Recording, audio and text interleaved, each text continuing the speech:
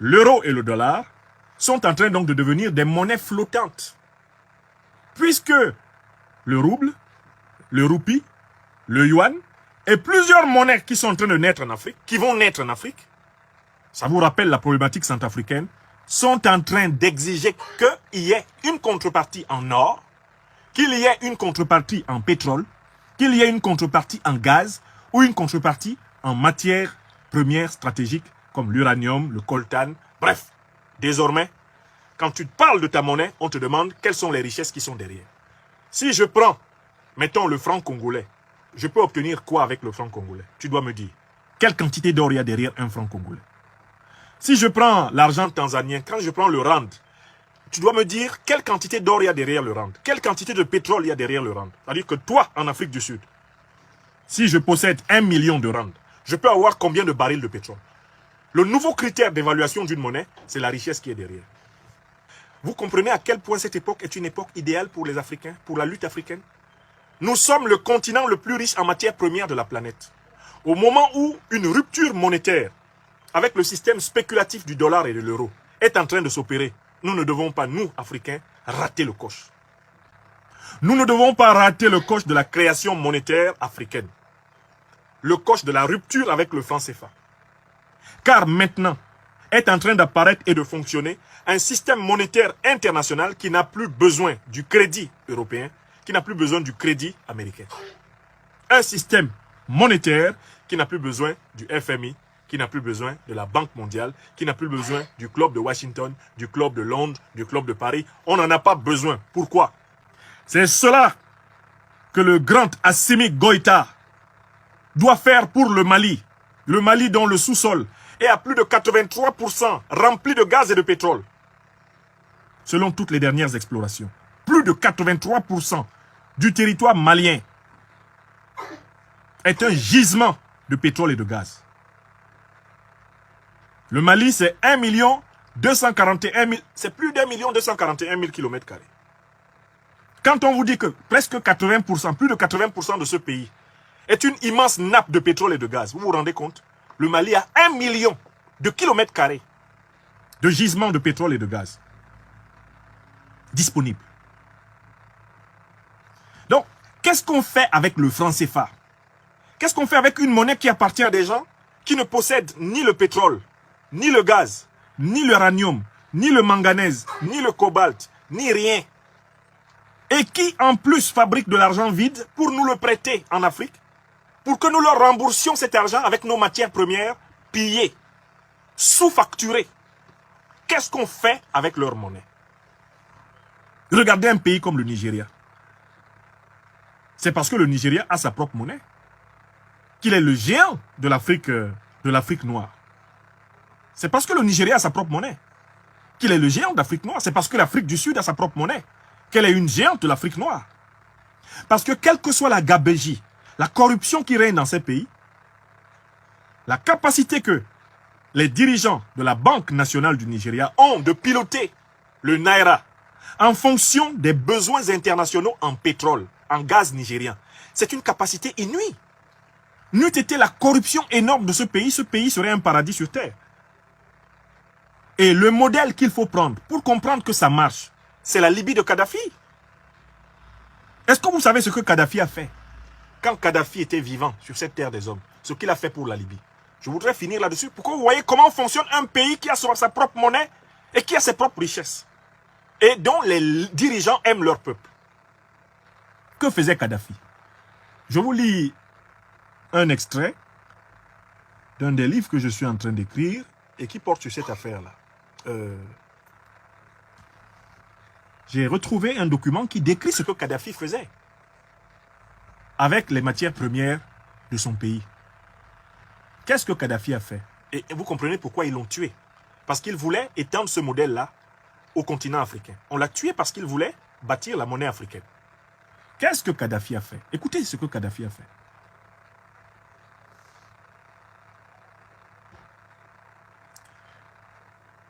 Premièrement, il n'y avait pas de facture d'électricité en Libye.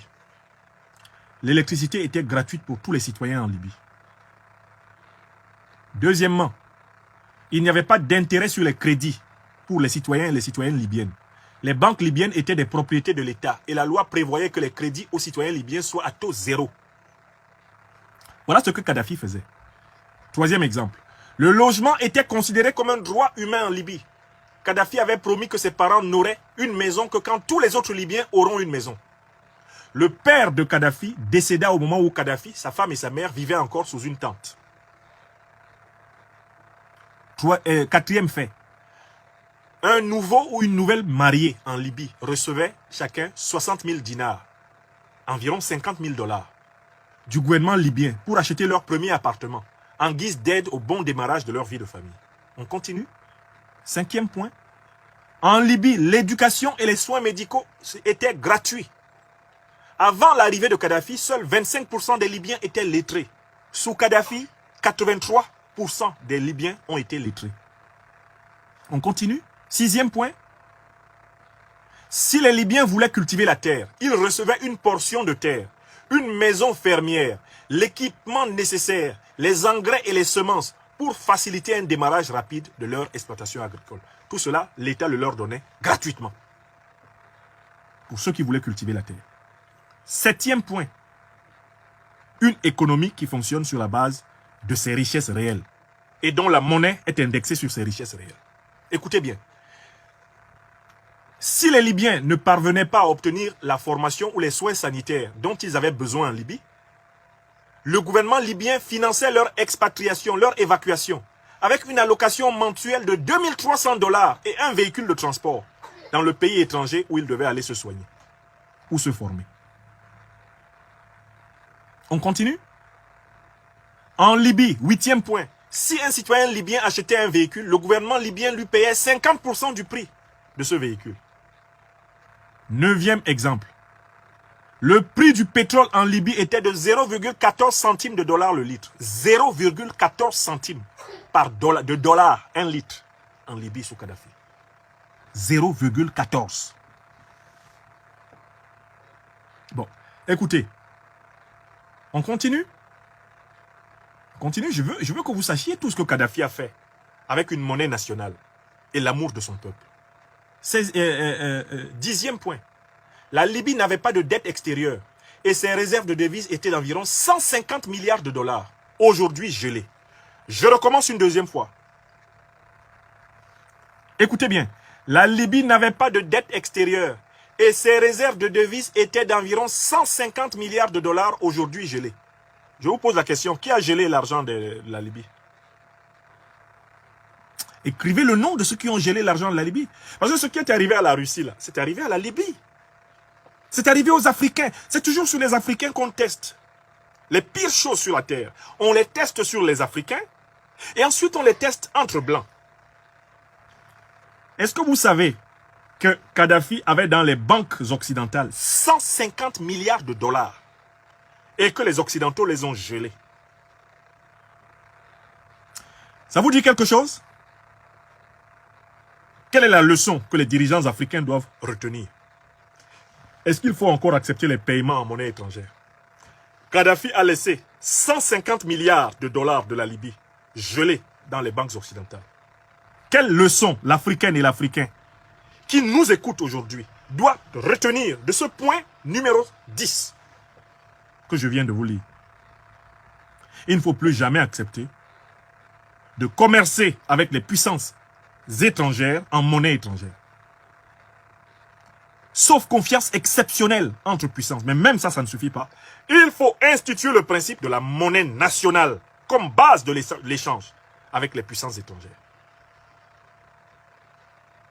Et les réserves de change des pays africains ne doivent pas être dans les comptes bancaires des pays étrangers. L'Afrique doit garder ses réserves de change chez elle. C'est-à-dire que les 150 milliards de dollars là, que Kadhafi avait dans les banques européennes, il aurait dû les garder en monnaie physique dans les banques libyennes. Je recommence. Voilà l'erreur de Kadhafi que nous n'avons plus le droit de commettre sur le continent. Vous vendez pour 150 milliards de pétrole.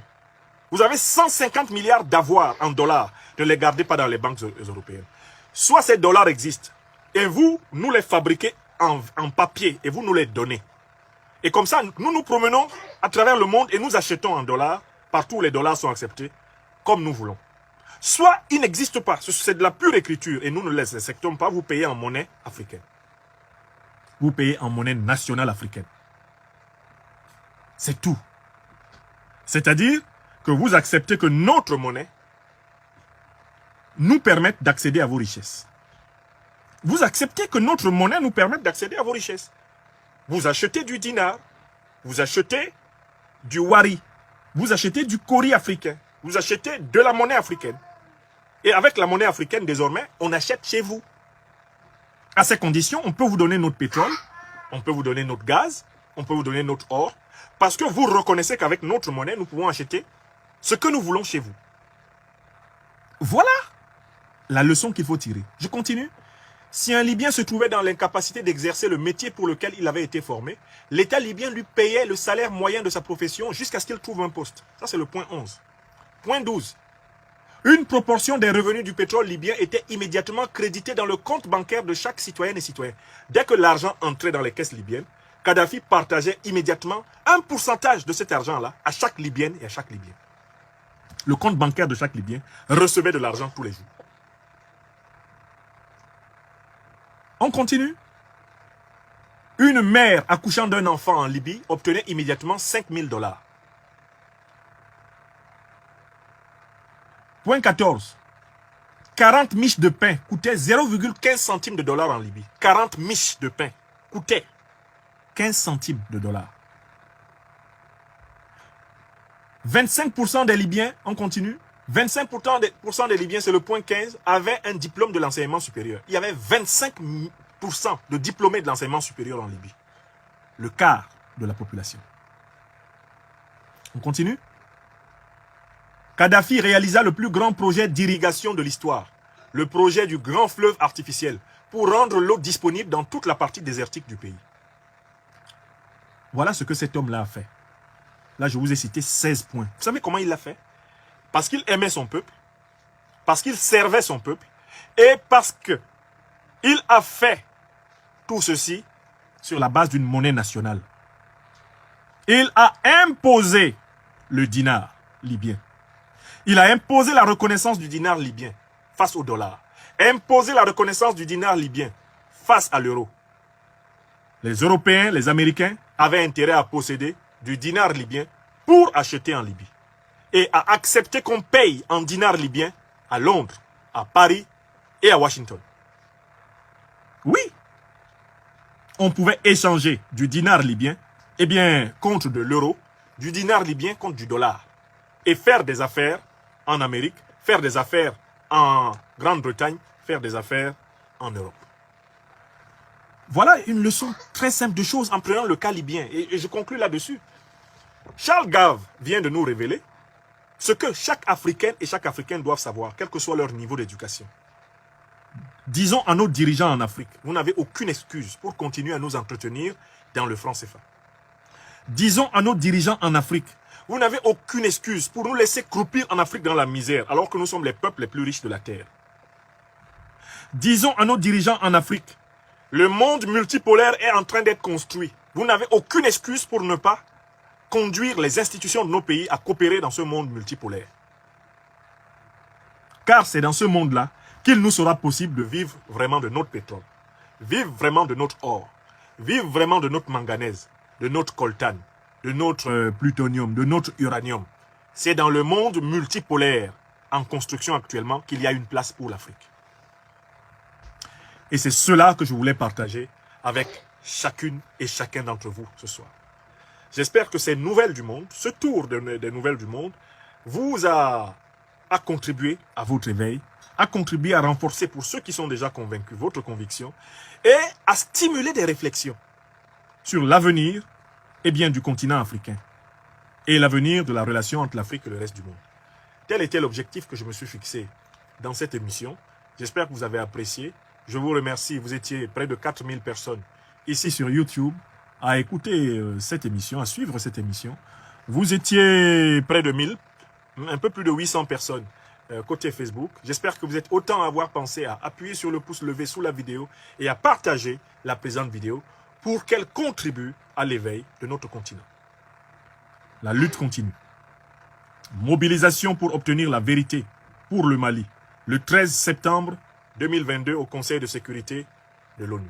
Mobilisation pour obtenir la vérité pour le Mali et l'Afrique, le 13 septembre 2022 au Conseil de sécurité de l'ONU. Si le Conseil de sécurité de l'ONU ne veut pas écouter, alors les associations de la société civile, eh bien de tout le continent africain, s'engagent à aller chercher, obtenir les preuves détenues par le Mali et à aider le Mali à les diffuser dans le monde entier.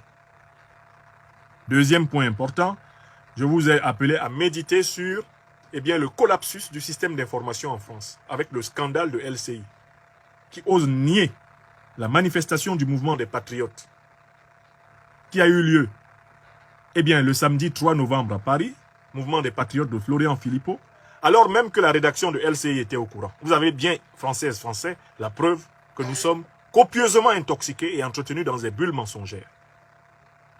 Troisième point, j'ai parlé de la géoéconomie. À partir d'un élément pédagogique de Charles Gave, je vous ai amené à comprendre l'intérêt de sortir de l'économie spéculative, du néolibéralisme, pour aller vers l'économie concrète, l'économie contrôlable, l'économie sérieuse du monde multipolaire. Une économie dans laquelle, l'argent est adossé sur l'énergie, il est adossé sur l'or.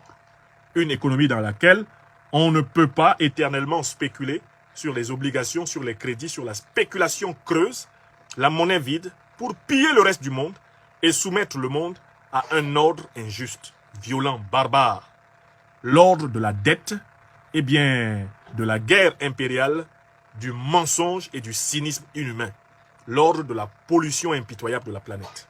Nous refusons cela et nous, Africains, du monde entier, devons être des forces pour la transformation de la conscience planétaire, l'acceptation du monde multipolaire, où les conflits seront résolus par la négociation, le compromis, le consensus, l'effort de vérité, l'effort de justice. Un monde où aucune puissance n'écrasera les autres. Aucun continent n'écrasera les autres. Aucune partie de l'humanité ne pourra dire « la planète m'appartient ». Un monde où personne ne dira que c'est son destin de commander à tous les autres. C'est ce monde que nous voulons. Pour nous, aujourd'hui, pour nos enfants, nos arrière-petits-enfants et toutes les générations futures de la planète, sans distinction de couleur, sans distinction de continent, sans distinction de religion. Nous voulons un monde multipolaire parce que c'est le meilleur possible pour tous les enfants de l'humanité. Qu'ils soient blancs, noirs, jaunes, verts, rouges, métis.